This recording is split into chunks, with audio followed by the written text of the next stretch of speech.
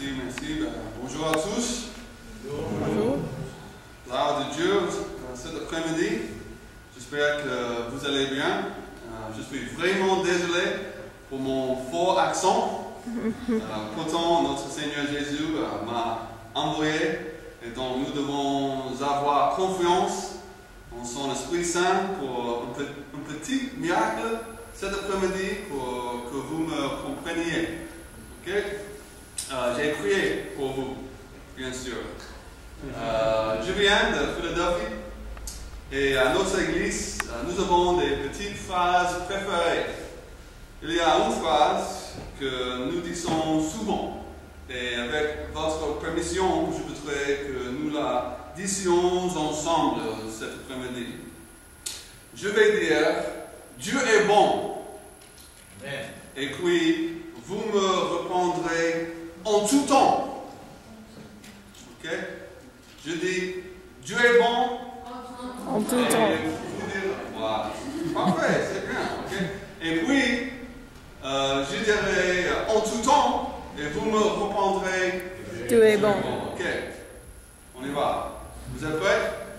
Ouais. Ok, 1, 2, 3. Dieu est bon. En tout temps. En tout temps. Dieu est bon. Voilà, parfait. Excellent. Formidable. Et maintenant, aussi avec votre permission, je voudrais partager un peu de mon témoignage avec vous cet après-midi.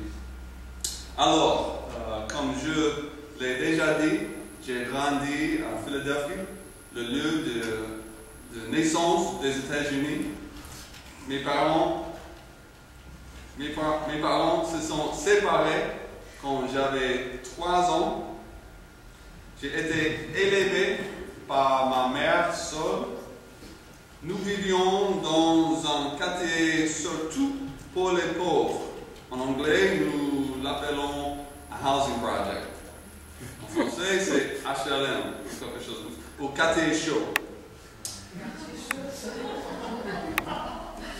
Même si ma maison n'était pas une maison chrétienne, ma mère était une bonne mère et elle nous aimait beaucoup, ma sœur et moi.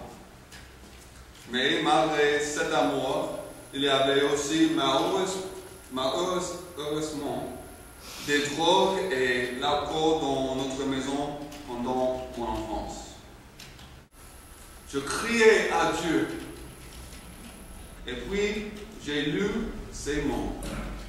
Méprisé et délaissé par les hommes de douleur, habitué à la souffrance, il était pareil à celui face auquel on détourne la tête.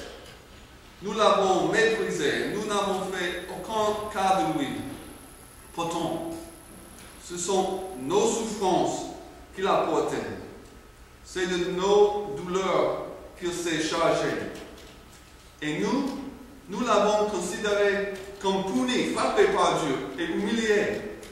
Mais lui, il était blessé à cause de nos transgressions, brisé à cause de nos fautes.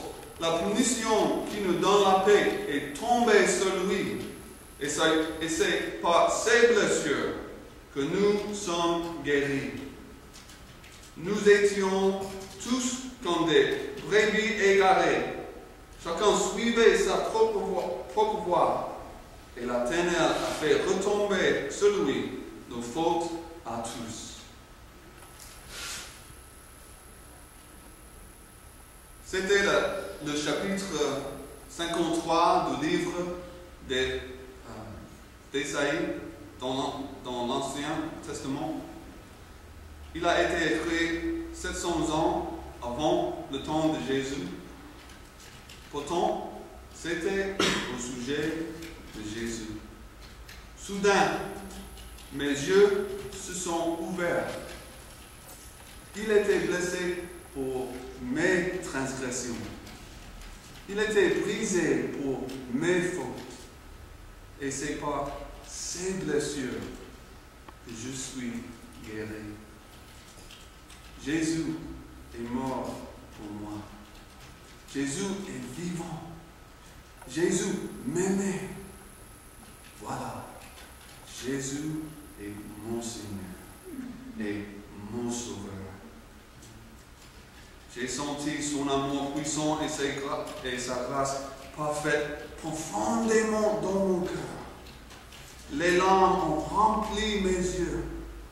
J'ai confessé mes péchés. J'ai demandé son pardon. Et il a lavé mon âme avec son sang tout-puissant et précieux. Il m'a libéré. Il a brisé mes chaînes.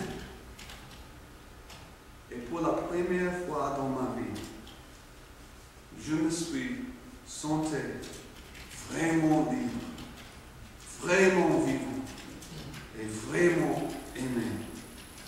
C'est bon, n'est-ce pas? Et puis, j'ai commencé à lire le Nouveau Testament. Oh là là, c'est formidable. Et c'était comme si chaque mot avait été écrit pour moi. Chaque mot perçait mon cœur. Et alors, depuis cette nuit de 1992, je marche avec Jésus. Je ne suis pas toujours un chrétien parfait, mais mon Sauveur est parfait. Et sans lui, je suis perdu.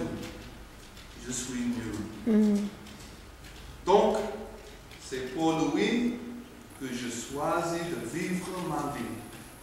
Toute gloire, louange et honneur soient au Seigneur Jésus-Christ. Parce qu'il est le chemin, il a la vérité et il est la vie.